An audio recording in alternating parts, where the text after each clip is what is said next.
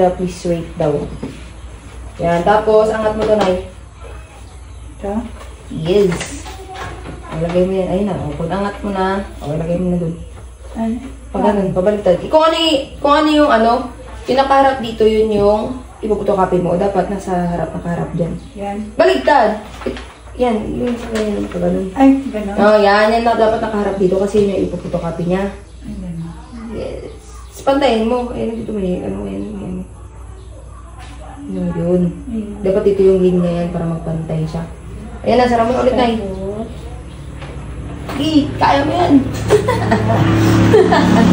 Tapos, gusto mo ba colored? Or...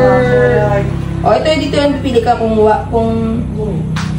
black and white or colored. O, pag colored, yung green, dito mo. White or, white or green lang yun, di ba? Pag white, hindi colored. Pag green, yun ang colored. O, saan ka? O, isang hibit lang. O, yun o, kapihin mo na. Galing mo, Nay! Ganon. Ganun lang. Nanay in her Gen Z era.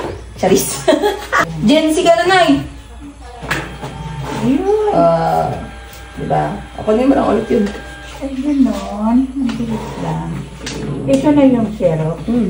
Kukunin mo na dito. Buksan mo ulit. Ano na? Angat mo lang. Ay, maganda na. Okay lang. Ayun. Kukunin mo lang ulit.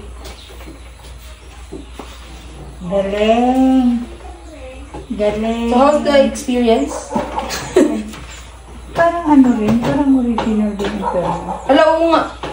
Saan original dyan? Ito, parehas din. Ay, hindi. Medyo mahal. Pag na malupit sila magtingin, mahalata nila na. Pero medyo pareho talaga. Thank you. Alam mo, Nay. Tapos patayin mo lang ito ulit. Ikaw patay. Wala. Dapat matagal. Ah, ganon. Saan malalaman pa tayo? Ayan. Standing. Ayan. Wala na. Patay ka na. Isa ka ng Gen Z. Nanay in her Gen Z era.